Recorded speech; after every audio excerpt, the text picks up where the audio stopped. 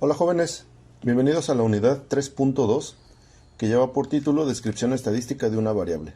Y en esta ocasión vamos a ver el tema de medidas de dispersión. El objetivo de la unidad, ya lo habíamos visto, pero lo repetimos, se espera que ustedes sean competentes para analizar e interpretar datos obtenidos de fuentes primarias y secundarias con validez científica.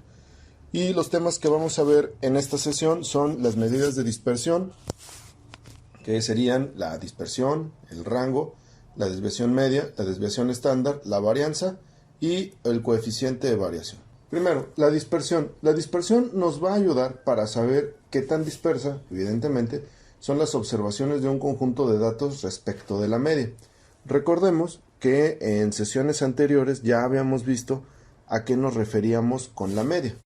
La media en la distribución normal siempre va a estar en esta zona, aquí está, y la dispersión va a decirnos qué tan separados está el dato más pequeño del dato más grande.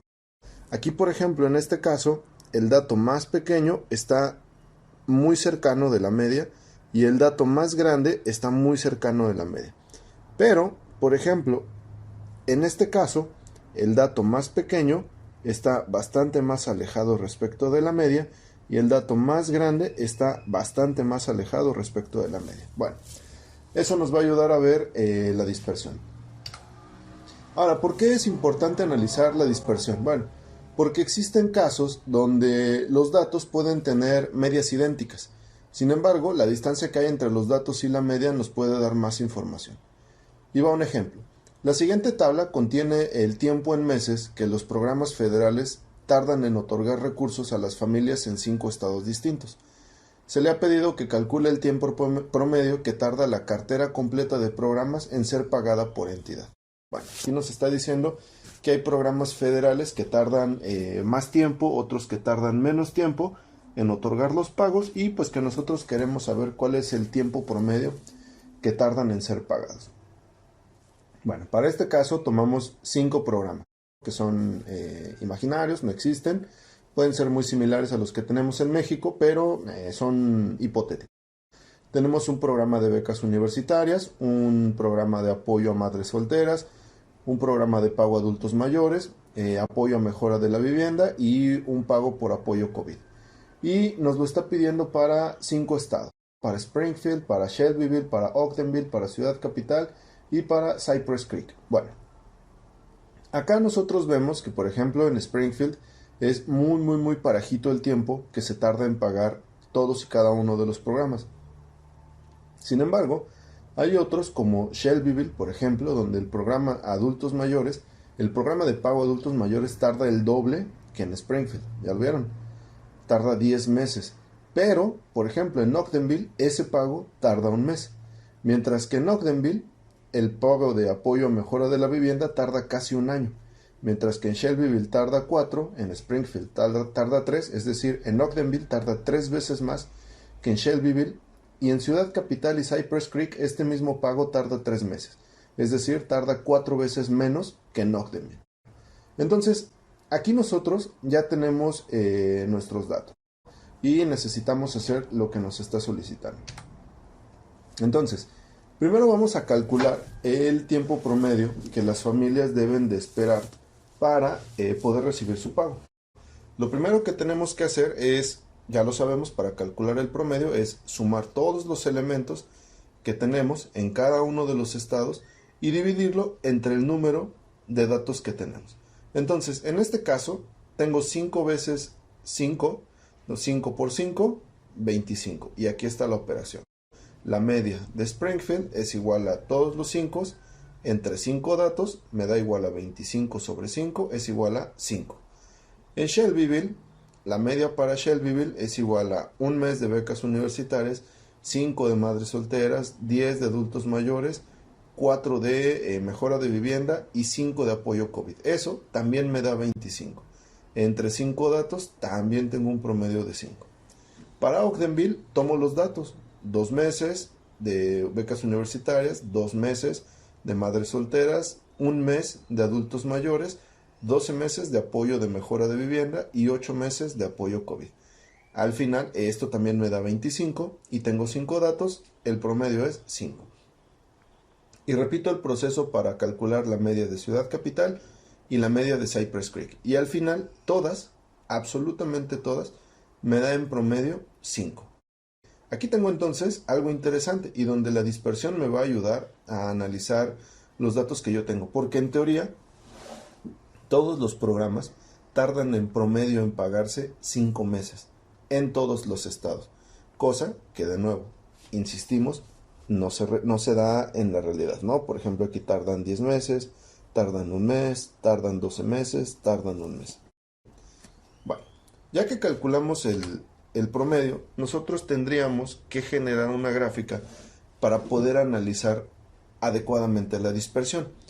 Y aquí tenemos la gráfica. En Springfield, todos los programas, que aquí ya lo podemos ver, me está dando en el eje de las X los 5 estados y cada uno de estos colores es un programa, ¿no? El verde para las becas universitarias, el azul para apoyo a madres solteras, naranja, amarillo para pagos a adultos mayores, verde para apoyo a mejora de vivienda y el azul más intenso es para apoyo COVID.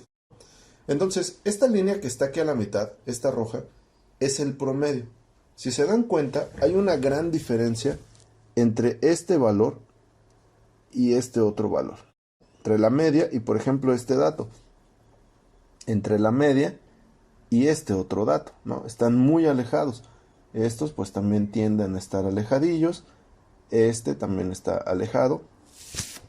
Y entonces ahí es donde podemos observar, mediante el graficado, cómo es que tengo una gran dispersión o tengo una dispersión muy amplia dentro de mis datos.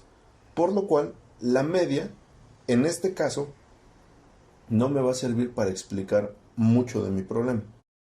Porque técnicamente solamente Springfield y algunos datos en concreto, por ejemplo, el apoyo a madres solteras en Shelbyville y nada más. O sea, es este conjunto de datos más el apoyo a madres solteras en Shelbyville son los únicos que se ajustan a la media. Apoyo COVID en Shelbyville y el apoyo COVID en Ciudad Capital. Son los únicos que se ajustan al promedio. El resto están separados, no se ajustan al promedio. Para que nosotros podamos analizar la dispersión, vamos a utilizar 4 medidas. La primera es el rango, la segunda es la varianza, la tercera es la desviación estándar y la cuarta es el coeficiente de variación.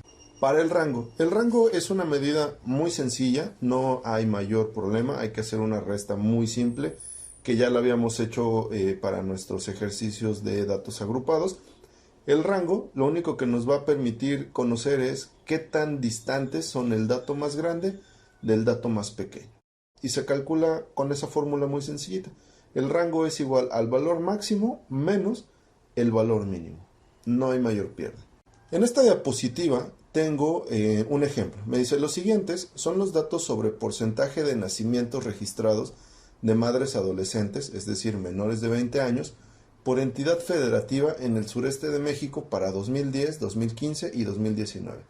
Recuerden que estos datos normalmente yo los saco del censo para tratar de tener datos que sean verídicos y que reflejen un poco la realidad y que tengan relación con la carrera que ustedes están estudiando. Y nos pide que calculemos el rango. Bueno, pues aquí tenemos a los estados acomodados por orden alfabético, de la C de Campeche, pasando por Chiapas, Guerrero, Oaxaca, Quintana Roo, Tabasco, Veracruz y Yucatán, ¿no? Hasta llegar a la Y. Y acá están los años, 2010, 2015 y 2019. Bien, el paso 1 es ordenar los datos. Este paso no es necesario, pero sí es recomendable. ¿Por qué?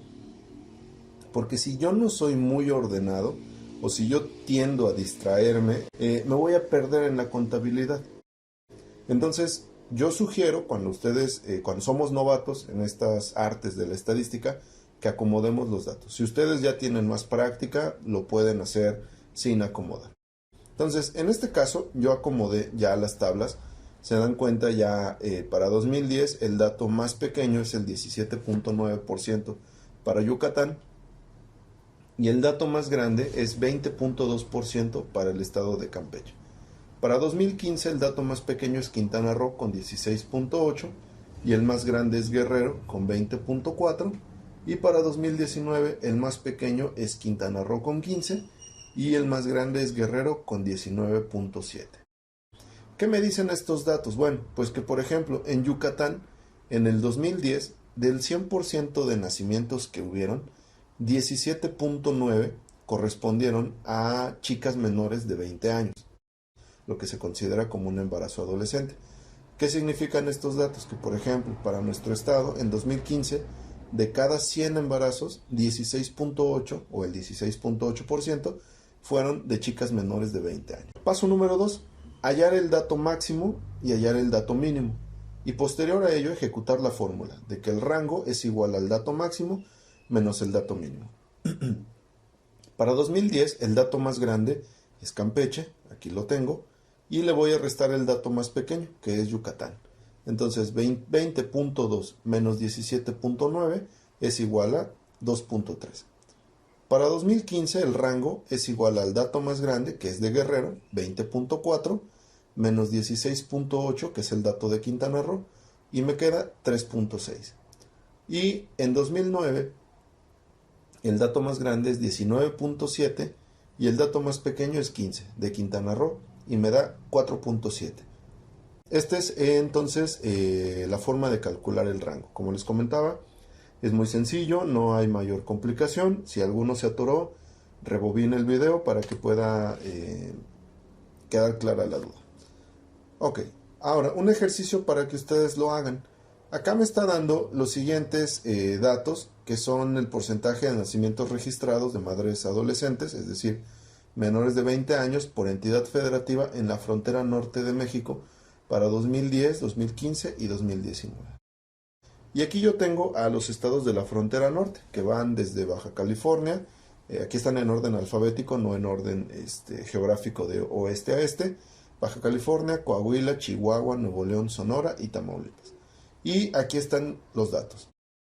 Para que ustedes practiquen y puedan hacerlo, ya les dejé aquí cuál es el valor del rango para 2010. Después de que ustedes acomoden sus datos y ejecuten la resta, para 2010 les debe de quedar 6.1. Para 2015 les debe de quedar 5.9 y para 2019 les debe de quedar 4.6. Bien, ese pueden ponerle pausa al video, hacer los ejercicios y continuar después con el video. El siguiente tema es la varianza. La varianza nos dice que mide la distancia existente entre los valores de la serie y la media. Esto es importante y por eso lo puse con letras un poco más negritas o blanquitas para que resaltara. Ojo, es la distancia existente entre los valores de la serie y la media. Es decir, en estas medidas de dispersión, quien siempre nos va a servir como parámetro es la media. Por eso es importante que viéramos antes las medidas de tendencia central y que supiéramos calcular la media o el promedio. Y me dice que hay dos fórmulas distintas para poder calcular la varianza. Nosotros tenemos una fórmula para muestras y tenemos una fórmula para poblaciones. Normalmente la S o la sigma no cambia. Va a haber libros, dependiendo si son libros americanos o libros españoles o libros mexicanos, donde lo pueden encontrar como una S al cuadrado. Siempre la varianza va a estar al cuadrado. Ese es un detalle que no deben de perder de vista. O también lo pueden encontrar con esta letra griega que es la sigma para denotar la varianza. A mí me da igual, a veces yo escribo var por comodidad o porque se me va o porque me queda muy fea la sigma. Yo prefiero escribir var, pero acuérdense que debe estar al cuadrado, no hay ningún problema. Y bueno, acá me está diciendo mi fórmula que es la sumatoria de todos los datos, empezando desde el primer dato hasta el dato n, de la diferencia entre todas las xy. ¿Qué son las xy? Mis datos, así, simple y sencillo, menos la media al cuadrado. Ok, y al resultado de esta operación le voy a dividir, entre n, el total de datos, menos 1. Ojo, cuando nosotros nos referimos a una muestra, esta es la fórmula que vamos a utilizar. De hecho, la diferencia es solamente esta parte, que yo le voy a restar 1. Porque en la poblacional es exactamente la misma fórmula, es una sumatoria de todos los datos n, desde 1 hasta n, de todas las xy menos la media, pero aquí es la media poblacional, es exactamente lo mismo, sea una muestra o sea una población, la media se calcula exactamente igual, solo que aquí en la fórmula utilizaron la letra mu, pero pues nosotros podríamos decir que la letra mu es igual a la x con la rayita que utilizamos para la media, ¿vale? Elevado al cuadrado y dividido entre el total de datos. Si observan, aquí yo no le estoy restando 1. Esa es la única diferencia que hay entre las fórmulas de la varianza muestral y la varianza poblacional. Y de hecho, dado que solamente le estoy restando 1 a los datos en la división final, el resultado suele no variar tanto. O sea, si yo escojo mal la fórmula, la diferencia van a ser decimales, no afecta tanto. Bueno, ya que vimos las fórmulas, yo sugiero que las anoten en su libreta y después, conforme las vayamos desagregando paso a paso en los ejercicios, les va a ser más amigable saber a qué nos estamos refiriendo. Bueno, entonces me está diciendo que retome los datos de embarazo adolescente en la frontera norte para 2019 y que estime la varianza. Y aquí se los pongo como suelo hacérselos, ¿no? Creo que es muy amigable de esta manera. Paso 1. Primero yo tengo que saber si lo que yo tengo es una muestra o una población. Eso es básico, ¿no? En los primeros conceptos que vimos para la clase, diferenciamos una muestra de una población. Una muestra es una porción o una fracción representativa o no representativa, de eso discutiremos después, de una población. Y una población, pues es un conjunto de todos los elementos, ¿no? Donde no dejamos a nadie fuera. Después, paso número 2, calculamos la media de los datos. Eso ya lo sabemos hacer. Paso número 3, restar la media a cada uno de los datos. Si se acuerdan, aquí yo le estaba restando la media a xy, es decir, a cada xy, a cada dato, yo le voy a restar la media. Paso número 4, elevar al cuadrado cada uno de los resultados del paso 3. Muy bien, aquí está. Una vez que yo haya restado todas las xy con el promedio, el resultado lo voy a elevar al cuadrado. Y paso número 5, sumar todos los resultados del paso 4. Aquí está. Esta que tiene como forma de E me está indicando una sumatoria. Entonces tengo que sumar todos los resultados. Y el paso número 6 es dividir entre n o n1 según sea el caso. Esto va a depender si yo elegí que lo que estoy trabajando es una muestra o si lo que yo estoy trabajando es una población. Entonces, vamos paso por paso. Bueno, me está diciendo que tome los datos de solamente los estados de la frontera norte. Ok, si a mí me hubiera dado los 32 estados de la República y como son datos del censo, hablaríamos de una población. Pero como solamente me está pidiendo que represente a la frontera norte, es una muestra. Es una muestra que puede representar o no a México en su totalidad, es una muestra que puede representar o no al norte de México, porque recordemos que el norte no es solo la frontera, el norte también entra Sinaloa, también entra Zacatecas, también entra Durango, también entra San Luis Potosí, entonces pudiera ser que esto es representativo del norte, es decir, es una muestra del norte. Entonces yo ya determiné, es una muestra. Y como yo ya sé que es una muestra, entonces yo tengo que escoger esta fórmula, donde al final voy a tener que dividir entre n menos 1. Bueno, paso número 2, tengo que calcular la media de los datos.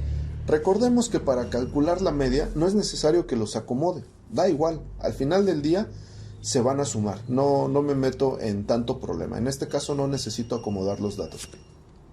A mí me vienen acomodados en orden alfabético, pudieron haber venido en orden geográfico.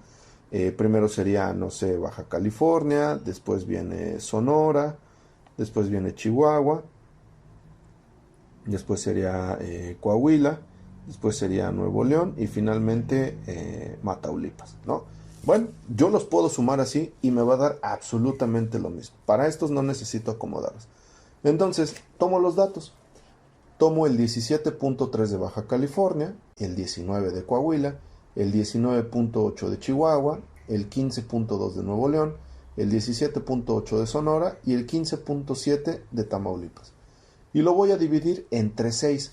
¿Por qué entre 6, profe? Bueno, recuerden que en el promedio yo tengo que dividir entre el total de elementos que yo tengo. Entonces aquí tengo 1, tengo 2, tengo 3, tengo 4, tengo 5 y tengo 6 elementos. Entonces la suma de todos estos datos me da 104.8 y al dividirlo entre 6 me da 17.46. Es decir, el promedio para la frontera norte en 2019 es de 17.46. Muy bien. Siguiente. Tengo que restar la media a cada uno de los datos. Bueno, si se acuerdan, este 17.3 es el de Baja California. Al dato de Baja California le voy a restar la media. Después el 19, si la memoria no me falla, es Coahuila.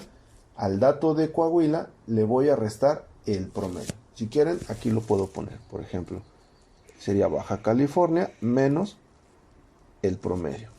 Después Coahuila menos el promedio.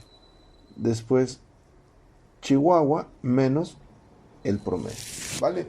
Y así sucesivamente. A 15.2 le voy a restar también el promedio. A 17.8, que debe ser Sonora, si la memoria no me falla, ¿sí? 17.8 le voy a quitar el promedio. Y a Tamaulipas, que es el último, 15.7 le voy a quitar el promedio. Y lo voy a dividir entre el total de datos menos 1. Muy bien. Paso número 4. Elevar al cuadrado cada uno de los resultados del paso 3. Bueno, el resultado de 17.3 menos 17.46 es menos 0.16. Ojo con este signito. Aquí da igual si a ustedes se les va el signo. O sea, no es tan importante porque al final del día todos los números, sean positivos o negativos, cuando nosotros los elevamos al cuadrado, se vuelven positivos. Vamos a ver un ejemplo. Si yo tengo menos 2 al cuadrado, menos 2 al cuadrado sería menos 2 por menos 2. Y entonces tengo menos por menos, más, y 2 por 2, 4. Y 2 al cuadrado sería 2 por 2. Y esto es 4. Entonces aquí no es como tan forzoso ser cuidadosos con el signo, pero sí nos ayuda a comenzar a formarnos la disciplina de observar bien lo que me da mi calculadora para tener mucho cuidado con los signos, ¿no? Un signo equivocado me puede cambiar todo el sentido de una operación y eso me puede ocasionar fallas en los cálculos. Entonces el resultado de esta parte es menos 0.16 y aquí está marcado al cuadrado. Después 19 menos 17.46 me da 1.54 positivo y lo tengo que elevar al cuadrado. 19.8 menos 17.46 me da 2.34, lo elevo al cuadrado. Si por aquí hay alguien que se pierda, este es el resultado de aquí, este es el resultado de acá, este es el resultado de acá. 15.2 menos 17.46 me va a dar menos 2.26 elevado al cuadrado. 17.8 menos 17.46 me va a dar 0.34 elevado al cuadrado. Y 15.7 menos 17.46, que es el promedio, me da menos 1.76 y también lo voy a elevar al cuadrado. Y todo esto va dividido entre 6 menos 1. Hasta aquí yo no he ejecutado las operaciones al total para que se vayan acostumbrando a ver este menos 1, dado que estoy trabajando con una muestra. Paso número 5. Sumar todos los resultados del paso 4. Es decir, menos 0.16 al cuadrado me va a dar 0.0256. 1.54 al cuadrado me va a dar 2.37. 2.34 al cuadrado me va a dar 5.47, menos 2.26 al cuadrado me va a dar 5.10, 0.34 al cuadrado me va a dar 0.11 y 1.76 al cuadrado me va a dar 3.0976. Y ahora sí, 6 menos 1, 5. Profe, ¿de dónde salió el 5? Justamente de esto. 6, que son los datos que yo tengo en total de todos los estados del norte, menos 1, por la fórmula de la varianza que estoy trabajando y que en este caso es muestral. Paso número 6, dividir entre n o n-1 según sea el caso. Bueno, en mi caso era n-1 y entonces la suma de todo esto sumado, me da 16.19. Dividido entre 5 es igual a 3.2387. Es decir, la varianza es igual a 3.2387. Y lo denoto como que ese es mi resultado. Eso es importante, que siempre que tengan algún resultado lo encierren o lo hagan un poco más saliente o sobresaliente que el resto de los números, para saber que justamente ahí terminó su operación o que ese es su resultado. Bien, así es de sencilla la varianza, no tiene mayores complicaciones. Si en alguno de los cálculos se atoraron o se perdieron, regresen el video cuantas veces sea necesario. Si persisten las dudas, consulten con sus compañeros, y si sus compañeros tienen duda generalizada, acuérdense, me pueden escribir un correo a miguel.barrera@ucro.edu.mx. Agendamos una videollamada en hora y día de nuestra clase y con todo gusto resolvemos las dudas. Un ejercicio para ustedes. Les pide que retomen los datos de embarazo adolescente en la frontera norte y calculen la varianza para los años 2010 y 2015. Bueno, aquí yo ya les dejé la respuesta. Para 2010 la varianza les debe dar 4.60 y para 2015 la varianza les puede dar 4.81.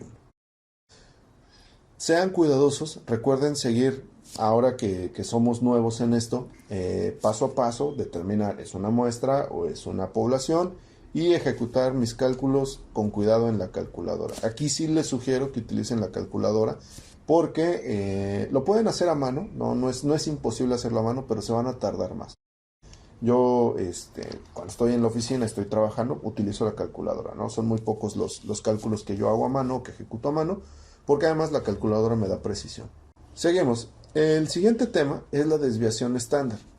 Y la desviación estándar también la podemos encontrar como la desviación media, y es una medida de dispersión usada en la estadística que nos ayuda a ver cuán lejos o cuán cerca están los valores en su conjunto respecto de la media. Es decir, me está dando una distancia promedio respecto de la media. Ojo con eso. Es decir, fíjense, este es muy interesante. Yo puedo tener una distribución normal, ¿no? Un poquito alargada hacia acá. Es decir, que tengo datos más grandes que datos más pequeños, ¿no? Mi media está por acá. Eso significa que la distancia que hay de aquí a acá es muchísimo más grande que la distancia que hay de aquí a acá. Pero la desviación estándar probablemente, vamos a suponer que aquí, de aquí a acá, hay 4 desviaciones estándar de distancia. Y de aquí a acá hay 2 desviaciones estándar. Bueno, puede ser que cuando yo calcule la desviación estándar me dé 3.1. Eso significa que el promedio de este y de este, la distancia promedio de todos los datos sería 3.1. No significa que 3.1 sea el dato más alejado. Ojo con eso, ni tampoco sea que 3.1 es el dato menos alejado. No, aquí me lo está diciendo.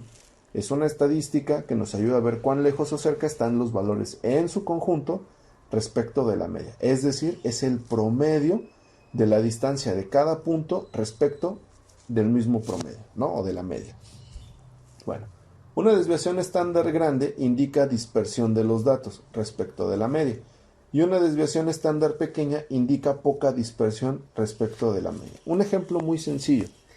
Si nosotros pudiéramos graficar el ingreso que tienen las personas, o más bien cuánta gente pobre y cuánta gente rica hay en el país, nosotros nos encontraríamos con una gráfica que más o menos podría tener este comportamiento,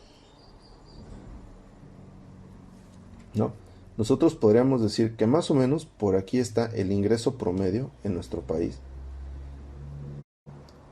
Y que, déjenme cambiar el color, y que por ejemplo todo esto, toda esta parte me indica que hay muchísima gente pobre.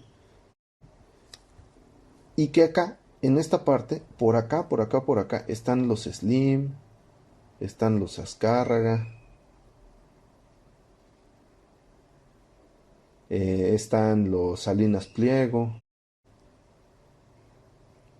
están los Krill, o sea, gente que es rica de hace generación. ¿Que son pocos? Sí, pero pues que existen en el país. Entonces, por ejemplo, si nosotros calculáramos la desviación estándar de esto, nos daríamos cuenta que la desviación estándar es muy grande. ¿Por qué?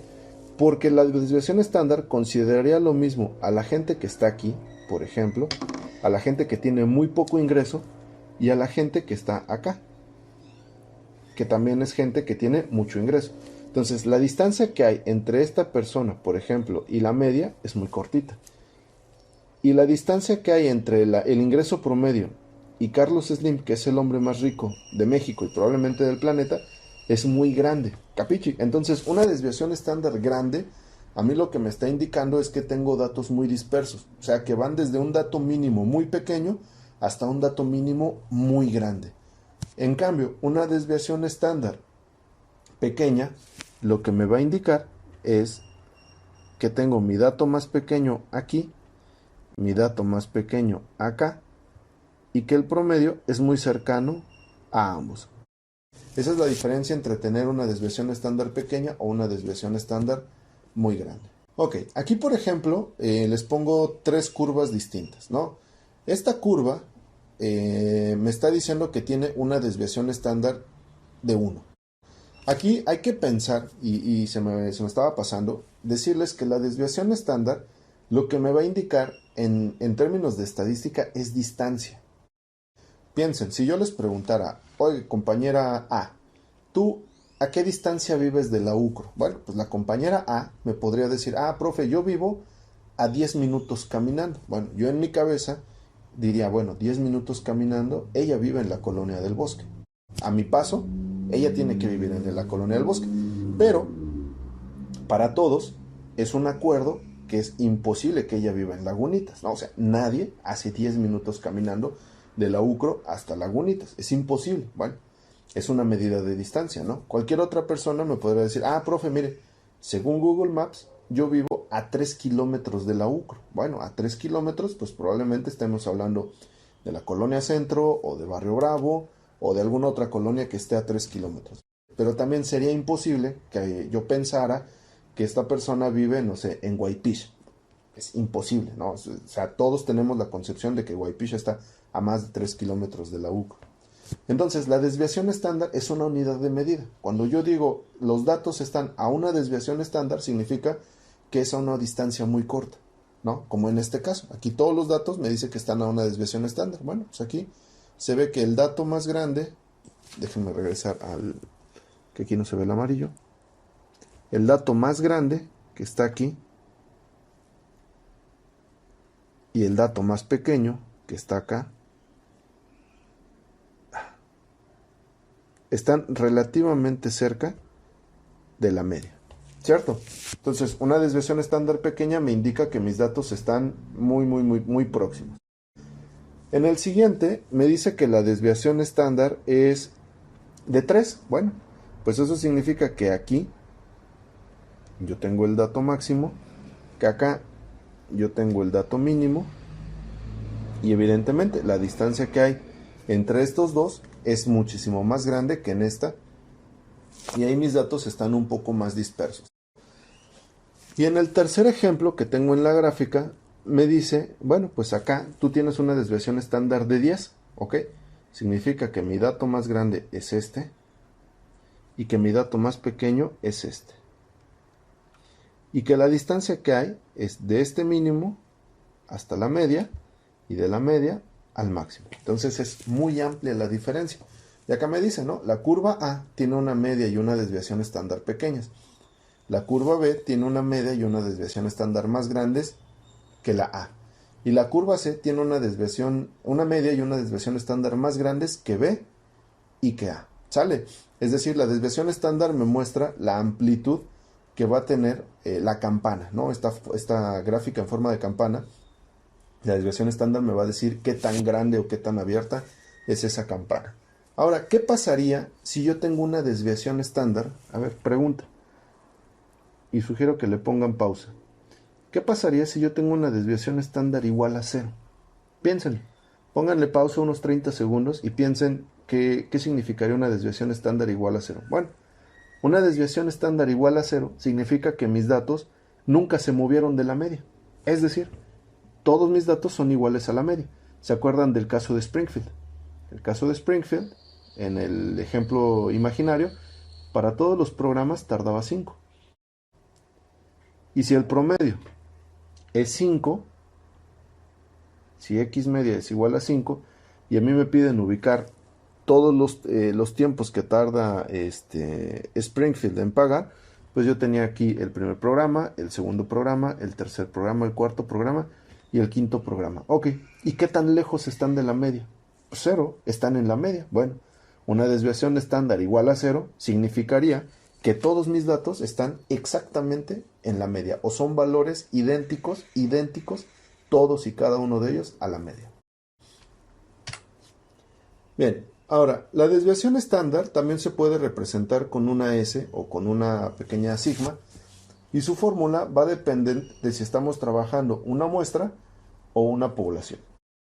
Acá en el caso de la muestra me está diciendo que S, o la desviación estándar, es igual a la raíz cuadrada de la sumatoria de todos los datos desde 1 hasta n de las xy menos la media elevadas al cuadrado sobre n menos i. Es decir, todo esto yo le tengo que sacar la raíz cuadrada. O bien, si es una población, hago exactamente la misma operación, pero solo lo voy a dividir entre n. No voy a dividir con n menos 1. Y aquí les puse algo. ¿Notan alguna similitud con la fórmula de la varianza? Analicen esta parte de la fórmula de la varianza y vean, por ejemplo, que esta es la muestral. Vean la fórmula de la desviación estándar muestral. Es exactamente lo mismo. ¿Qué fue lo único que cambió? Que aquí ya no tiene cuadrado. ¿Qué le pasó al cuadrado? Pasó del otro lado del signo igual, convertido en una raíz cuadrada. ¿Se acuerdan un poco de sus clases de álgebra? Cuando teníamos un cuadrado de un lado y queríamos dejar a la x sola, pasaba del otro lado como una raíz cuadrada. De la misma manera que un número que multiplica x pasa del otro lado con su inverso, que es una división. Si está sumando x, pasa del otro lado del signo igual con su inverso, que es una resta. Entonces, en este caso, la raíz y los exponentes son inversos. Vale, entonces es exactamente lo mismo, solo que al final vamos a tener que sacar una raíz cuadrada. Y como son exactamente los mismos procedimientos, las mismas operaciones, es los mismos pasos que con la varianza, solo que al final le vamos a agregar calcular la raíz cuadrada. Y bueno, acá me dice que a continuación se presentan los datos de Coneval sobre pobreza y pobreza extrema en el estado de Nayarit. Y nos pide calcular la varianza y la desviación estándar, y que posteriormente elaboremos el histograma de frecuencia para 6 clases. Nos dice que para calcular la desviación estándar debemos seguir exactamente el mismo procedimiento que con la varianza, con la diferencia de que al resultado final deberemos de calcular su raíz cuadrada. Ok, ¿de qué estamos hablando aquí? De este lado tenemos a todos los municipios del estado de Nayarit. Y estos son datos reales. Acuérdense que aquí trabajamos con datos que sí existen, no con datos de tacos y de hamburguesas, no, datos que sí existen para que ustedes lo puedan relacionar un poco con la realidad. Evidentemente no siempre sobre Quintana Roo, porque hay vida más allá de Bacalar, pero bueno, hoy nos tocó trabajar con el estado de Nayarit. Y acá nos está diciendo el porcentaje de población con ingreso por debajo de la línea de bienestar y el porcentaje de población con ingreso por debajo de la línea de bienestar mínimo. Aquí considero pertinente hacer un break, porque esa es mi línea de especialidad, para explicarles qué son estos datos. Voy a cambiar a la pintarra de Microsoft para explicarles esto. Fíjense, en México la forma de medir la pobreza tiene que ver con un par de líneas que se llaman las líneas de pobreza y de bienestar y de bienestar mínimo. Entonces, el órgano que los mide se llama Coneval. Coneval, que dice, a ver, yo voy a trazar una línea donde aquí yo voy a poner a todos los hogares que hay en México, ¿no? Ahí está. Y para mí hay dos valores muy importantes. Está primero la línea de bienestar mínimo, más o menos por aquí. Aquí está, a esta le llama la línea de bienestar mínimo, muy bien. Y por acá tiene la línea de bienestar.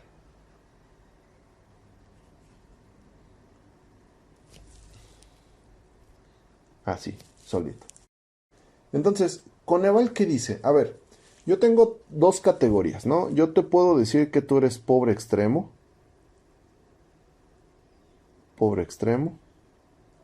y yo te puedo decir que tú eres pobre moderado, pobre moderado, ¿sale? ¿De qué va a depender que seas extremo y moderado? Bueno, depende de algunas carencias que tú puedas presentar en tu hogar. Como por ejemplo asistencia a la escuela, tenencia de seguridad social, acceso a salud pública, calidad de la vivienda, son dimensiones que aquí no vamos a tocar. Pero una de los determinantes más importantes es el ingreso. Entonces Coneval utiliza los datos que INEGI lanza en la encuesta nacional de ingreso y gasto de los hogares, ¿no? Que recogen cada 2 años. Entonces el INEGI pregunta en las casas cuánto ganan y de dónde viene el dinero que están ganando, ¿no? Porque si ustedes me dicen, bueno, en mi casa al final del mes tenemos 10,000 pesos, bueno, esos 10,000 pesos, ¿de dónde vienen? Vienen del salario de mamá y papá o vienen de que papá no trabaja pero tiene un apoyo de 65 y más y mamá sí trabaja pero no tiene ningún apoyo federal, o este ingreso viene de que pues yo no vivo con mis papás pero vivo con mis dos abuelos que tienen el programa de 65 y más, y además yo tengo el programa de Jóvenes Construyendo el Futuro y uno de mis hermanos también tiene el programa de Jóvenes Construyendo el Futuro. Es decir, todo el dinero viene del gobierno federal, no hay dinero que venga del trabajo. O alguien me puede decir, pues mis papás tienen una casa que no usan, la rentan y pues con lo que les dan de renta, con eso vivimos. Perfecto. Esa es la estructura del ingreso, ¿no? Eso es otro tema. El chiste es que a Coneval le interesa saber cuánto gana cada hogar al final del mes.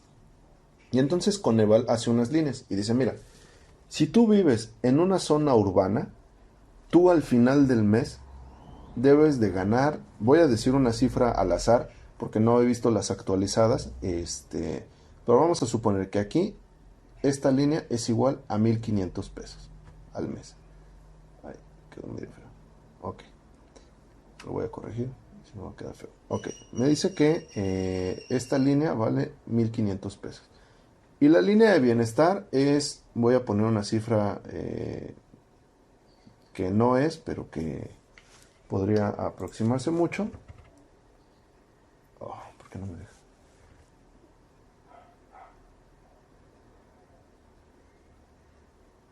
Ok, 2,300 pesos, ahí está. No sé por qué no me dejaba hacerlo. Bien, entonces, Coneval, ¿qué dice? A ver, hogar número 1 en México. Aquí lo pone, al hogar número 1. ¿Cuánto es tu ingreso? Pues mi ingreso es de 2,500 pesos. Ok, tú estás por acá. Hogar 1. Tú no eres ni pobre extremo ni pobre moderado. Muy bien. A ver, hogar 2. ¿Tú cuánto tienes de ingreso? Pues yo tengo 1,300. Ok, 1,300 es menor que 1,500, porque aquí recuerden que hay un cero.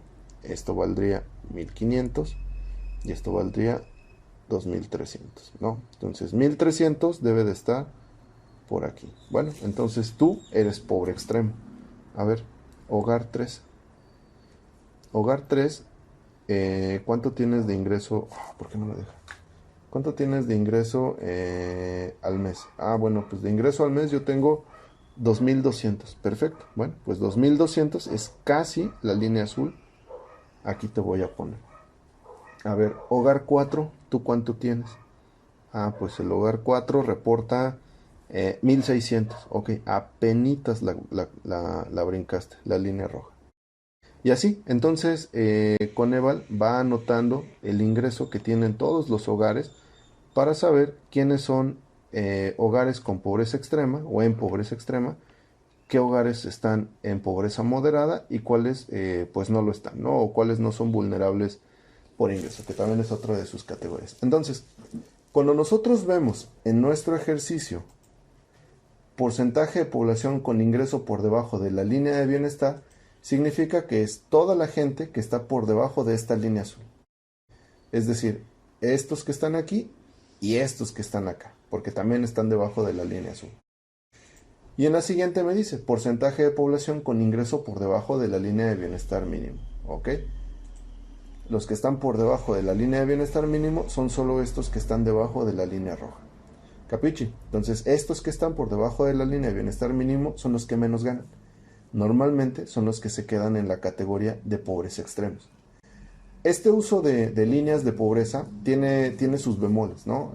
Porque, por ejemplo, imaginen, alguien que aquí me dice que ganó 1499 y aquí alguien que me diga que gana 1501.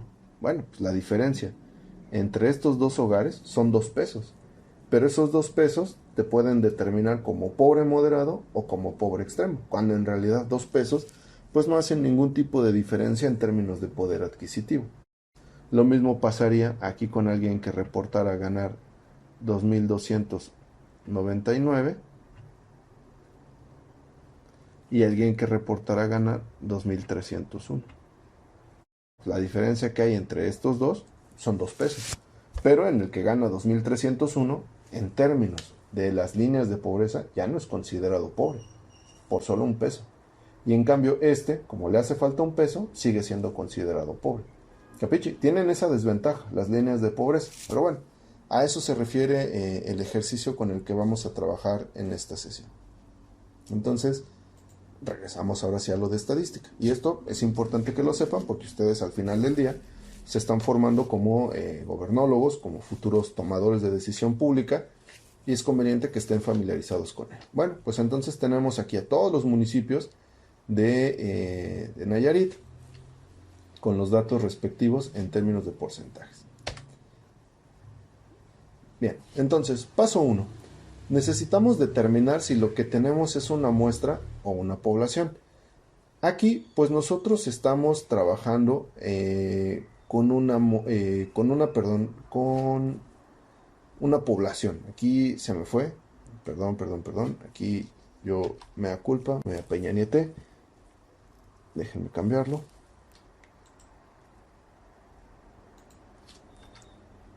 Ok, aquí me apeñanieté yo, aquí es una población. Porque estoy trabajando con todos y cada uno de los datos de todos los municipios, del estado de Nayarit. Entonces, es una población. Bueno, ya determiné qué es una población. Después, paso número 2, calcular la media de todos los datos. Aquí yo tengo todos los porcentajes de los datos, de los 20 datos que me da Nayarit, que van desde el 59.5 que tenemos aquí hasta el 32.4 que tenemos por acá.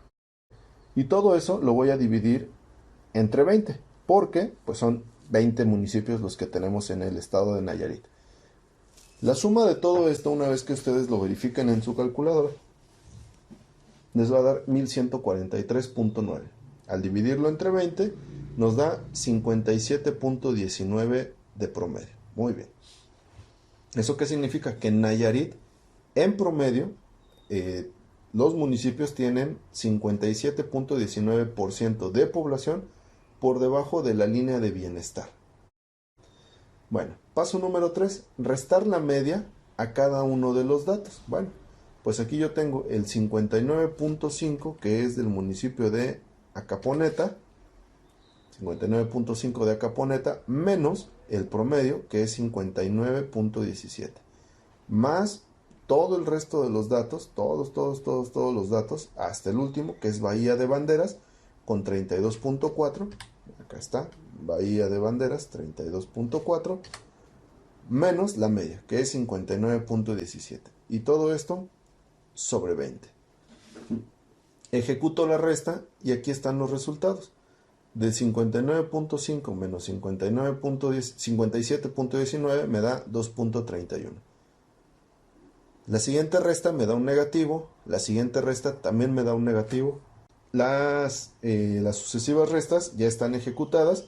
Aquí nada más yo tuve la precaución de poner los negativos entre paréntesis para no confundirme. De todos modos, al final del día, recordemos que pues, se tienen que elevar al cuadrado. Entonces aquí yo ya ejecuté todas las restas y los coloqué en esta parte y los dividí entre 20. Ok. Después me pide elevar al cuadrado cada uno de los resultados. Bien, pues entonces 2.31, que es este dato, cuando yo lo elevo al cuadrado me da 5.3. Aquí, pues a lo mejor a mí se me fue, podríamos decirlo así, pero también ustedes lo podrían recordar. Ahí debe ir un cuadrado, aquí debe de ir un cuadrado, aquí debe de ir un cuadrado, un cuadrado, un cuadrado, un cuadrado, un cuadrado, un cuadrado, un cuadrado, cuadrado, cuadrado y cuadrado en todas las operaciones. De tal modo que cuando yo ejecuto los cuadrados me queda este resultado. Y lo voy a dividir entre 20 datos porque recordemos que esto es poblacional. Me pide sumar todos los resultados del paso 4. La suma de todos estos datos al final me va a dar 5285.9. Y lo voy a dividir entre 20. Y el resultado es 264.29. Ok. Este resultado, aquí se los marco, es la varianza. Esta es la varianza. Para obtener la desviación estándar, pues tengo que obtener la raíz cuadrada de la varianza. Es decir, a 264.29 le saco la raíz cuadrada y me va a dar 16.25. Entonces, la desviación estándar es 16.25. Y ya está. Ya la calculé. Entonces yo podría escribir acá que la varianza es igual a 264.29 y la desviación estándar es igual a 16.25. ¿Qué significa el 16.25? Bueno,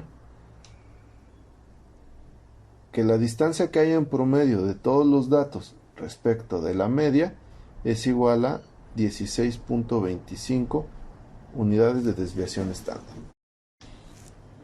Ok, recuerden que si algún paso no quedó claro, pueden volver a ver el video o preguntar con sus compañeros, o bien agendamos una videollamada a miguel.barrera@ucro.edu.mx y nos ponemos de acuerdo para resolver las dudas que hayan quedado.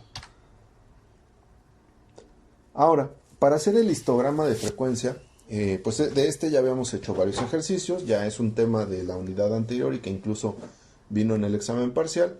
Nos dice que hagamos una tabla de frecuencia agrupada con 6 clases. Como nos está pidiendo con 6 clases, no necesitamos hacer la regla de Sturges, simple y sencillamente acomodamos en 6 clases, y para saber el ancho de clase recurrimos a la fórmula de W. W es igual al dato mayor menos el dato menor sobre el número de clases. Muy bien, el dato mayor es 90.3, el dato menor es 32.4 y voy a dividir entre 6, que es el número de clases que me está pidiendo. El resultado de esta resta es 57.9, dividido entre 6 me da 9.65. Entonces, para crear mi tabla de frecuencia agrupada, tomo el dato más pequeño, que es el de Acaponeta, me parece, que es 32.4, y a 32.4, aquí lo voy a poner, 32.4, le voy a sumar 9.65. 5 y 0 son 5, 6 y 4 son 10 y llevo 1 bajo el punto decimal, 9 y 1 que llevaba 10, y 2, 12 y llevo 1, 3 más 1 que llevaba 4, es decir, mi dato más pequeño más el ancho de clase me está dando el límite superior, este que está acá, 42.05. Y recordemos que mientras no lo hagamos en Excel, trabajamos con el formato de intervalo abierto y de intervalo cerrado. Este dato, 42.05, lo paso abajo y a este dato le voy a sumar W para que me dé 51.7. Este dato lo paso abajo, le sumo W y me va a dar 61.35. Y así sucesivamente hasta llegar al 90.3. Bien, mi marca de clase. La marca de clase también yo ya la calculé en automático porque es algo que ya vimos, pero que ustedes lo pueden hacer en su libreta para practicar. ¿Qué es la marca de clase? Bueno, la marca de clase aquí tomo por ejemplo el 32.4 más el 42.05 y lo dividió entre 2. Y el resultado es 37.22.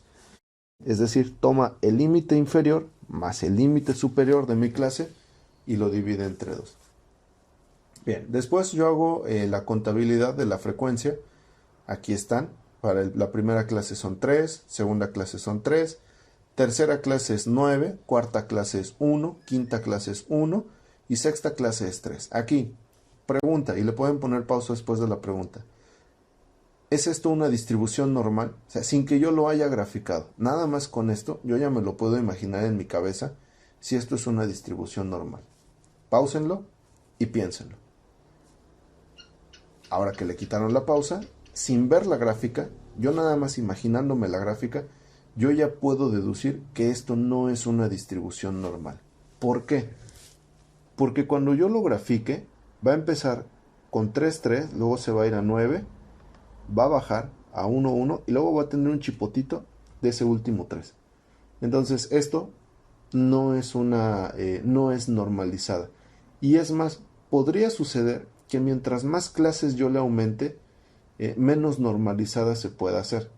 Entonces ahí hay que tener cuidado. Aquí nosotros tenemos que empezar a desarrollar el ojo clínico para saber, sin graficarlo, solamente viéndolo en mi cabeza, más o menos qué forma va a tener la gráfica. La frecuencia relativa también ya la sabemos hacer. Recordemos rápidamente que es tomar este 3, dividirlo entre 20 y convertirlo a porcentaje, ¿no? El resultado, multiplicarlo por 100 para tener el porcentaje. Entonces aquí ya está mi tabla de frecuencias relativas. La frecuencia acumulada, recordemos que el primer dato es exactamente el primero de las frecuencias y es 3 cruzadito más 3 y el resultado lo voy a anotar acá. 3 más 3 es 6, 6 más 9 es 15, 15 más 1, 16, 16 más 1, 17 y 17 más 3, 20. Y recordemos que este número debe ser exactamente igual a este número para saber que lo hicimos correctamente. Y luego la frecuencia acumulada relativa, que también ya la vimos, es tomar el dato de la frecuencia acumulada justamente, es decir, tomar este 3 y dividirlo entre el total de datos. Es decir, yo aquí estoy haciendo 3 sobre 20 y el resultado ya convertido a porcentaje es 15. Después tomaría este dato y lo voy a dividir otra vez entre 20, es decir, 6 sobre 20 transformado a porcentaje es 30. Y la forma de saber que lo hice adecuadamente es que aquí debe cerrar en 100% o en 1 si lo dejé en decimales. Muy bien. Ahora, ¿cómo voy a hacer yo mi histograma de frecuencia? Perfecto. Para ello voy a necesitar copiar los datos de mis intervalos o de mis clases. Yo le voy a llamar clase 1, clase 2, clase 3, clase 4, clase 5 y clase 6. A mí se me dificulta mucho por los numeritos en la escritura en la pizarra electrónica, perdón, pero ustedes sí háganlo adecuadamente para que no haya ningún tipo de problema. Entonces, acá lo que vamos a hacer, voy a la pizarra. Ok. Y aquí en la pizarra pues voy a borrar todo esto.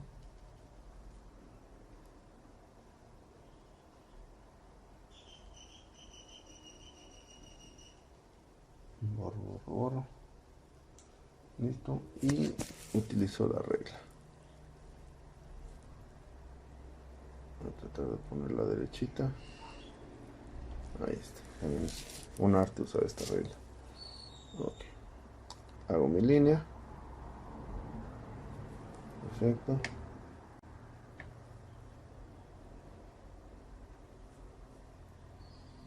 Hago mi otra línea y voy a comenzar a graduar.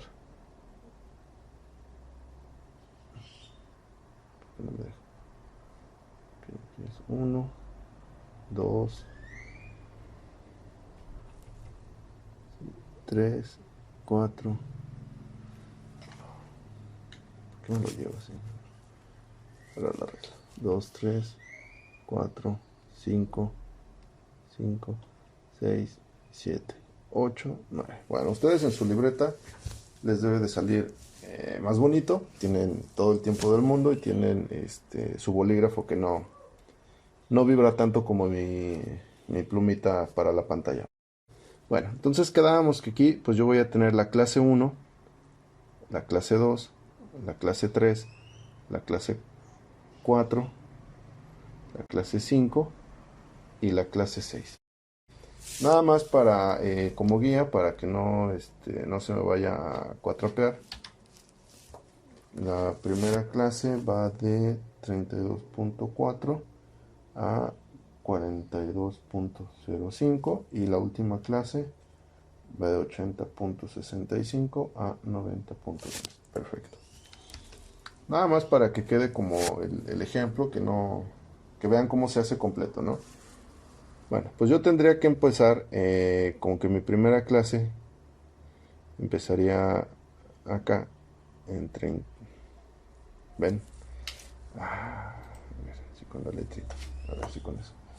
Aquí sería 32.4 como el primer dato, ahí está. Después el otro dato, y ahora que quiero escribir no escribe. El otro dato aquí sería 42.05.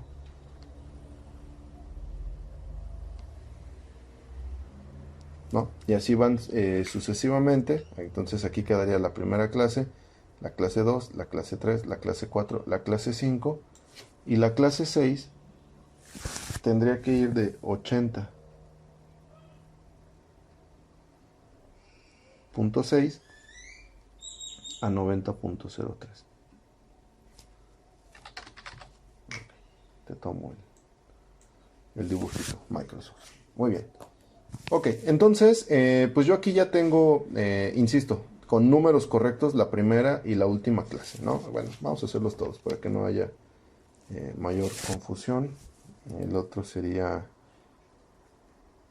51.7, 61.35 y 71. Perfecto. Ok, con el 42.05 sigue el 51. Lo tomo. 51.7. Después seguiría 61.35.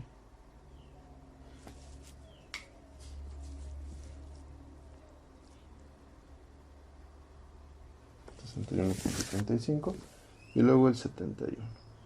Ok, perfecto.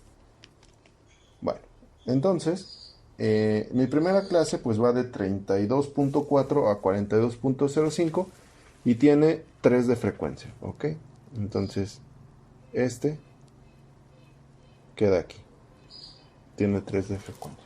Después el siguiente va de 42.05 a 51.07 y también tiene 3 de frecuencia. Entonces va acá. La clase de 51.7 a 61.3 tiene 9 de frecuencia, que es el más grande. Ok, 9 de frecuencia. Luego los dos siguientes tienen 1 de frecuencia. 1 de frecuencia. Y finalmente el último tiene 3. 1, 1 y 3. Y ahora, mi marca de clase, si yo la busco dentro de mis datos, por ejemplo, mi marca de clase es 3722 para el primero y 4687 para el segundo. Significa que mi marca de clase está más o menos por aquí, ¿no? Entonces yo la voy a graficar acá. Mi otra marca de clase está más o menos por aquí, por aquí, por aquí, por aquí y por acá. De tal modo que si yo grafico, pues me quedaría algo más o menos así. Y esto, jóvenes, no se parece en nada a la forma ideal de la campana que debería tener una distribución normal, ¿no? Entonces, yo podría decir que según mi histograma de frecuencias para datos agrupados, esto no es una distribución normal. Bueno, así queda nuestra gráfica. A ustedes les tiene que quedar pues más monona, más bonita. Ustedes lo hacen con pluma, lápiz. Háganlo para que practiquen la forma de graficar y que puedan tener como una visión más clara de lo que estamos haciendo. Ok. Bueno, ya que hicimos nuestro histograma, ahora viene un ejercicio. Me pide que igual con los datos de Nayarit calculemos la varianza y la desviación estándar, pero de las personas con ingreso por debajo de la línea de bienestar mínimo, es decir, con la otra columna. Me pide que también haga el histograma de frecuencia y que compare los resultados del ejercicio que hicimos juntos o que yo acabo de hacer con el que ustedes van a hacer de práctica. Aquí yo ya les pongo los resultados. La varianza es de 317 y la desviación estándar es de 17.83, para que en el momento en que ustedes hagan el ejercicio puedan saber si lo hicieron adecuadamente o si se equivocaron en algún paso. Si se equivocaron en algún paso, yo les sugiero que revisen paso a paso qué fue lo que hicieron, y si no, pues ya saben, me pueden mandar un correíto y nos ponemos de acuerdo para una sesión de solución de dudas. Y bueno, con esto cerramos esta unidad. Espero que les haya sido útil, espero que lo hayan comprendido y nos vemos en el siguiente tema.